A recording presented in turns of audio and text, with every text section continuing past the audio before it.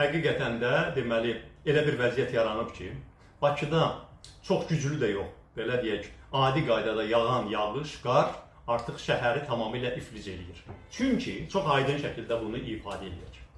Bakı şəhəri planlaşdırılıb, tikilib, onun bütün deməli bu kommunal xəttləri qurulub, 800 minlik bir şəhər üçün uzağı 1 milyon nəfər insanın yaşaması perspektivi ilə indi Bakı şəhərində rəsmən 3 milyon nəfər, amma qeyri-rəsmi 4,5 milyon nəfər yaşayır.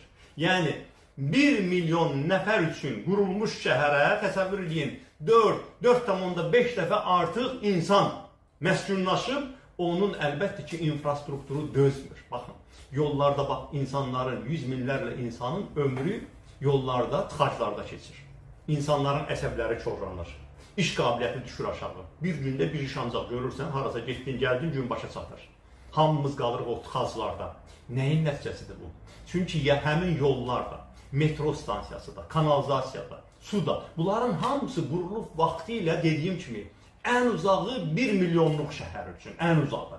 Amma indi onların heç biri bacarmır və Azərbaycan hakimiyyətinin bacarıqsızlığıdır ki, bu qədər ölkəyə pul gəldi, getdi, amma Bakı şəhərinin elementar problemləri həll olunmadı və yeri gəlmişkən, İnsanların bəziləri məlumatsızlıqdan, amma bir çoxu da belə şuurlu şəkildə yayındırmaqdan ötürü İlham Əliyevi məsuliyyətdən, deməli, ya Eldar Əzizovun, ondan əvvəl deməli, Bakının meri olmuş Hacıbalanın və digərlərinin deməli, üzərinə gedirdilər ki, bu problemlər həll olunmuyor.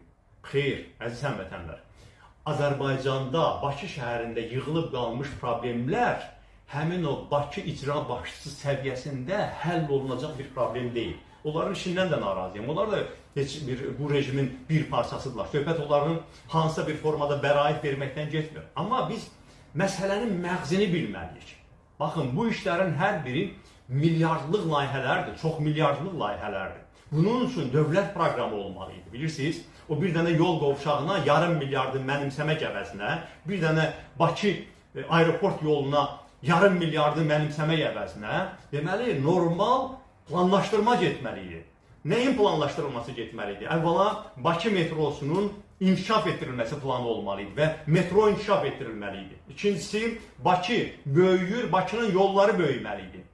Enli yollar olmalıdır, paralel yollar olmalıdır, dairəvi yollar olmalıdır. Bakı birinci böyük şəhər deyil ki, dünyada bunun o qədər təcrübəsi var ki, deməli, yollar üçün yer ayrılmalıydı, plan olmalıydı.